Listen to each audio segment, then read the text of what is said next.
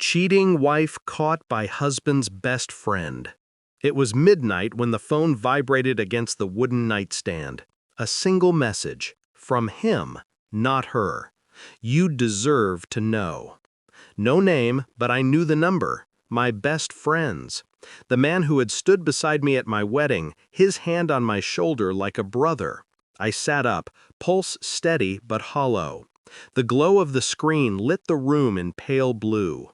She stirred beside me, turning over, unaware, wrapped in the sheets that suddenly felt contaminated. I didn't answer. I didn't wake her. I just stared at the words until they blurred, until my hand stopped trembling. The silence in the room was unbearable. My wife's breathing was even, soft, unbroken, like the rhythm of a lie perfected over time. I felt the old instincts rise, the kind you bury deep, thinking love redeems, thinking trust is unshakable. But betrayal sharpens them again, brings them back like a blade against skin. I lay back down, rigid, watching shadows crawl across the ceiling. The night was long. The truth was already awake inside. Morning smelled of coffee and perfume. She moved around the kitchen like nothing had happened, like the ground beneath us hadn't cracked. Her hair tied back, her voice casual. "You have a long day?" I nodded, watching her lips form each word, watching them lie. I scrolled through my phone under the table. One new message. From him, again. She's been with me. Months. I couldn't hide it anymore. The words carved through me with surgical precision. Not a confession born of guilt, a statement of fact. I studied her face as she leaned over the counter, sipping coffee. The eyes that once melted me felt foreign now. Or maybe they had always been, and I was too blind to see. I wanted to ask, wanted to crush her mask and demand the truth. But rage is clumsy, anger is loud, and truth requires silence. So I smiled instead, thin, controlled, and said nothing. Her laughter rang in the kitchen, light, rehearsed. It cut deeper than any blade. I became a shadow in my own life. Every glance, every text, every late return from work filed away, cataloged. She never noticed. They never do when they think they're clever. Her phone stayed face down more often. Calls answered in another room. Her perfume heavier when she came home late. A stain of guilt disguised as habit. I checked bank statements, hotel charges hidden as business. I traced patterns, memorized dates. My best friend's name appeared in the edges of conversations, casual, harmless, until it wasn't. One night when she slept, I took a strand of hair from her brush. Small, innocent. I sealed it in a plastic bag, steady hands betraying nothing. Then I waited. Weeks stretched thin. A man doesn't look for truth like this unless he already knows it.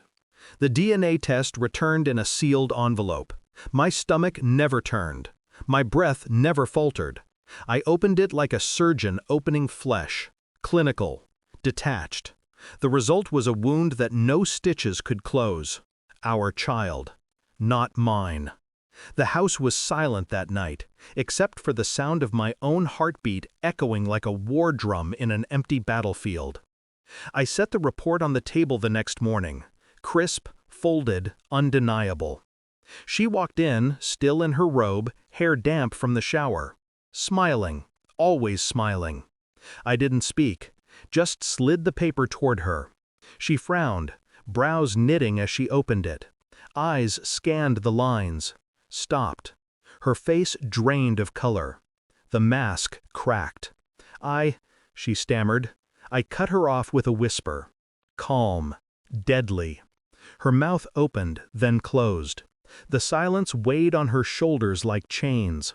I watched her crumble, watched her hands shake, watched the realization that I knew, truly knew, erase every excuse before it left her lips. I didn't rage, I didn't accuse, I didn't give her the satisfaction of my pain spilling into her hands.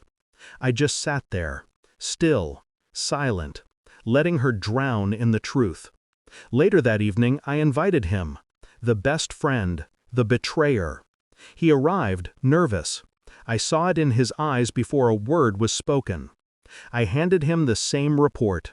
No explanation, no emotion. His jaw tightened, his throat worked around a silence that screamed louder than any confession.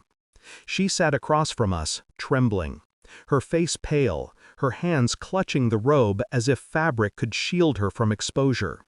I leaned back, folding my arms, the picture of control. "You both lied," I said softly. "But lies rot from the inside.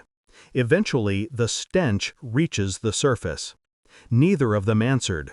What could they say? I looked at him, the man I once called brother. His eyes darted away, ashamed. Then at her, the woman I once called mine. She broke first. Tears spilled, words tripping over themselves. Apologies, pleas, desperate noise. I didn't listen. I stood, calm, unhurried. Walked to the door, opened it. Leave. Not shouted, not begged, commanded. And like the guilty, they obeyed. The house felt different after they left. Larger, quieter. I walked through each room, touching the walls, the furniture, the remnants of a life built on lies. Every memory replayed in fragments. Every promise turned to ash. Yet I felt no grief, only clarity. Betrayal strips you bare. It shows you the truth not just about them, but about yourself, about what you can endure, about what you will never forgive. I poured myself a drink, sat in the silence, and let it settle. No tears, no anger, no pity. Just truth.